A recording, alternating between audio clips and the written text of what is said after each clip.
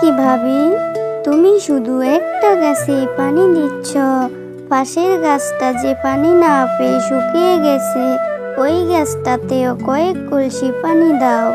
না রে জুমা, ওই গাছটাতে পানি দিয়ে আর কি হবে? ওই গাছে তো কোনো আমের মুকুলই আসেনি। এই গাছটাতে অনেক আমের মুকুল এসেছে। এই গাছটাতে পানি দিলে গাছটাতে অনেক আম ধরবে। এরপর আমগুলো বিক্রি করে আমি অনেক টাকা পাবো। আমি আমার স্বার্থ ছাড়া কোনো কাজ করি না রে জুমা। শোনো কেয়া ভাবি, গাছ ফল ছাড়াও আমাদের অনেক উপকার করে। গাছ আমাদের অক্সিজেন দেয়, গাছ আমাদের ছায়াও দেয়। আবার গাছ থেকে আমরা ঘরবাড়িও তৈরি করতে পারি। আর শোনো কেয়া ভাবি, একটা জীবন বাঁচানো মহৎ গুণ। ঝুমা, তুই আমাকে এত জ্ঞান দিতে আসিস না তো। আমাকে বিরক্ত করিস না। আমি আমার নিজের স্বার্থ ছাড়া কোনো কাজ করি না। এখন এখান থেকে যা, অযথা আমাকে বিরক্ত করিস না। না কেয়া ভাবি, আমি তো এখন এখান থেকে যাব না। তোমার ওই কলসিটা আমাকে দাও, আমি ওই মরা গাছটাতে কয়েক কলসি পানি দেই। না না, আমি আমার কলসি তোকে কিছুতেই দেব না। আমার কলসিতে তো তুই পানি আনলে আমার কলসি ক্ষয় হয়ে যাবে। আর তাছাড়া তোর যদি ওই মরা গাছের জন্য এত দরদ উতলে ওঠে, তাহলে যা, বাড়ি থেকে কলস নিয়ে এসে তারপরে পানি দে। আমি আমার কলসি দিতে পারবো না বাপু। ঝুমা শিয়ালিনী কেয়া শিয়ালিনীর কথা শুনে কলসি আনার জন্য বাড়ি চলে যায়। মা, তুমি কোথায় যাচ্ছ ওই কলসিটা নিয়ে? মা রে, বাগানে একটা আম গাছ পানির অভাবে মরে যাচ্ছে, আমি সেখানেই যাচ্ছি। দেখি কয়েক কলসি পানি দিয়ে গাছটাকে বাঁচাতে পারে কিনা। তুই বাড়িতেই থাক, আমি গাছটাতে কয়েক কলসি পানি দিয়ে চলে আসব।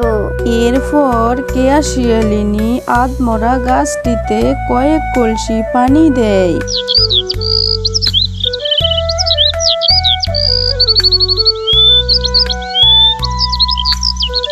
আর নিয়মিত গাছটির যত্ন করতে থাকে।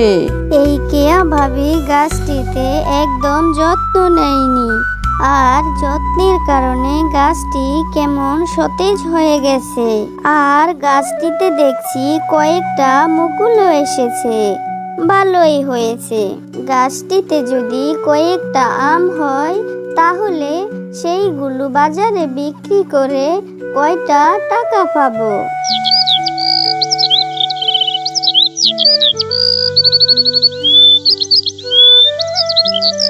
ঝুমা শিয়ালিনী, তুই গাছের এত যত্ন করলি, আর ওই তোর গাছের কত ছোট ছোট আম ধরেছে, আর আমার গাছে দেখ কত বড় বড় রসালো টসটসে আম ধরেছে।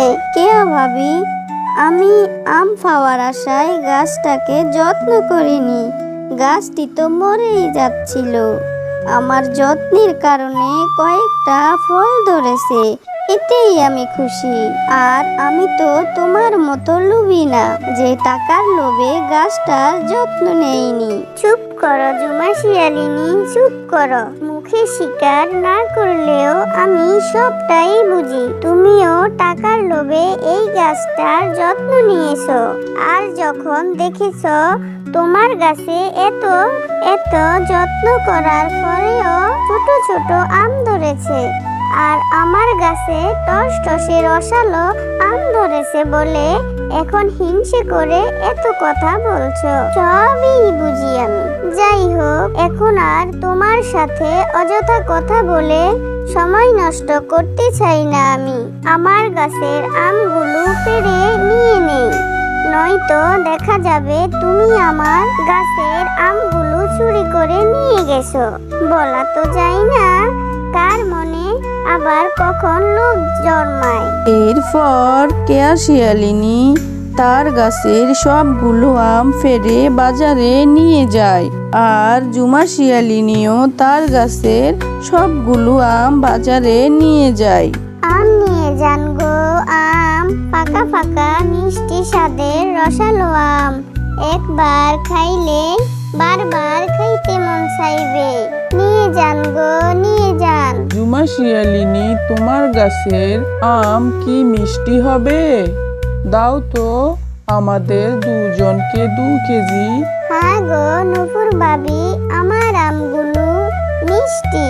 একবার নিয়েই দেখো না, একবার নিলে বারবার নিতে মন চাইবে।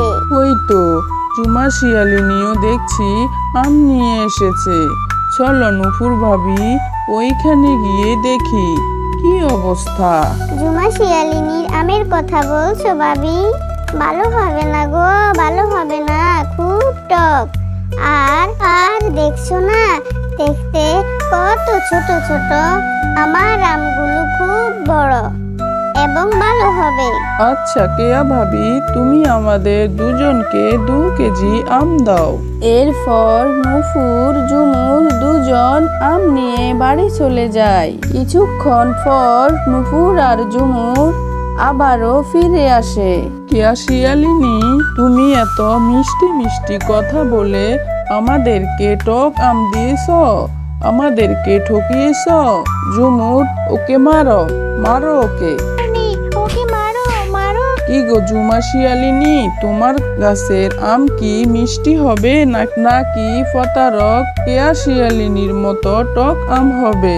না গো নুপুর ভাবি, আমি তো আমার গাছের আম খেয়ে দেখিনি মিষ্টি হবে নাকি টক হবে।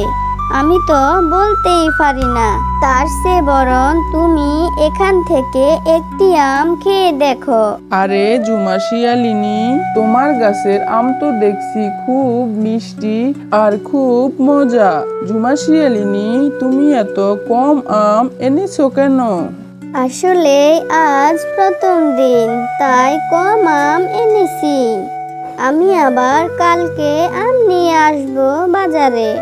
আপনারা চাইলে নিতে পারেন। জুমা শিয়ালিনী, এত স্বাদের আম তোমাকে কষ্ট করে আনতে হবে না, আমরা তোমার বাড়ি গিয়ে নিয়ে আসব। আর আজকে তোমার সবগুলো আম আমাদেরকে দিয়ে দাও। আজ ওই জুমা শিয়ালিনীর জন্য আমি কি বারটাই না খেলাম। ওই জুমা শিয়ালিনীকে এর একটা শিক্ষা দিব। আজ ওর জন্যই আমার এই অবস্থা হয়েছে। আজ আমি খিচুড়ি রান্না করে বনের সব পশুদেরকে দিব, আর ওই জুমা শিয়ালিনীকেও দিব। ওদের খিচুড়িতে বিষ মিশিয়ে দিব, এরপর খেয়ে মরে যাবে।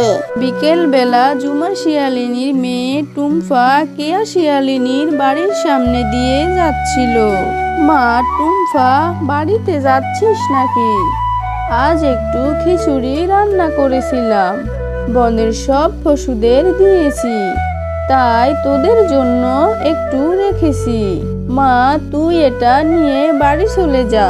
তুই আর তোর মা মিলেই খাস। তুই কিন্তু আবার একা একা খেয়ে ফেলিস না, মাকেও দিস।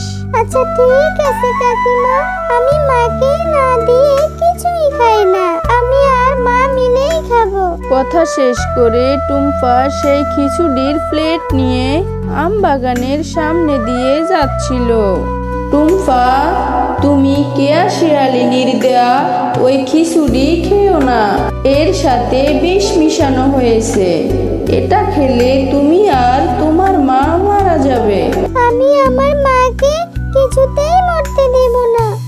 আমার মা ছাড়া যে আমার আর কেউ নেই। আমি আমার মাকে খুব ভালোবাসি। এই খিচুড়ি আমি বাড়ি নিয়ে যাব না। এই খিচুড়ি আমি এখানে রেখেই চলে যাব। এরপর টুম্পা এই খিচুড়ি আম বাগানের সামনে রেখে চলে যায়। কিছুক্ষণ পর কেয়া শিয়ালিনীর মেয়ে টয়া সেখান দিয়ে যাচ্ছিল। আরে এখানে দেখছি খিচুড়ি রাখা। আমার মা তো খিচুড়ি অনেক পছন্দ করে। আমি আমার মাকে এই খিচুড়িগুলো দেব। এরপর মাকে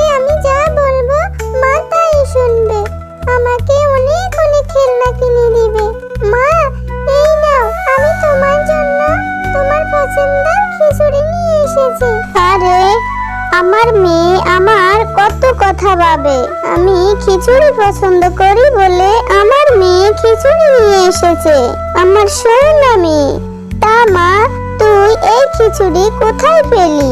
আমি খিচুড়ি কিনে এনেছি তোমার জন্য মা, তুমি খাও, তুমি তো খিচুড়ি অনেক পছন্দ করো। আচ্ছা বাবা, খাচ্ছি খাচ্ছি। এরপর কেয়া শিয়ালিনী সেই বিষ মাখানো খিচুড়ি খেতে থাকে। আরে এটা কি হলো? আমার এই খিচুড়ি খেয়ে আমার গলাটা জ্বলে যাচ্ছে কেন? মা, তুই এই খিচুড়ি কোথায় পেলি? কোথা থেকে এনেছিস? মা, আমি তোমাকে মিথ্যে কথা বলছি। এই খিচুড়ি আমি কিনে আনিনি, আমি ফতে পেয়েছি। আমি ভেবেছি এই খিচুড়ি তোমাকে দিলে তুমি অনেক খুশি হবে আর আমাকে অনেক অনেক খেলনা কিনে দিবে মা। এটা তো টুম্পাকে দেওয়া সেই বিষ মিশানো খিচুড়ি। আমার করা ফাঁদে আমি পড়ে গেলাম। এই জন্যই বলে অন্যের জন্য গর্ত করলে সেই গর্তে নিজেই পড়তে হয়।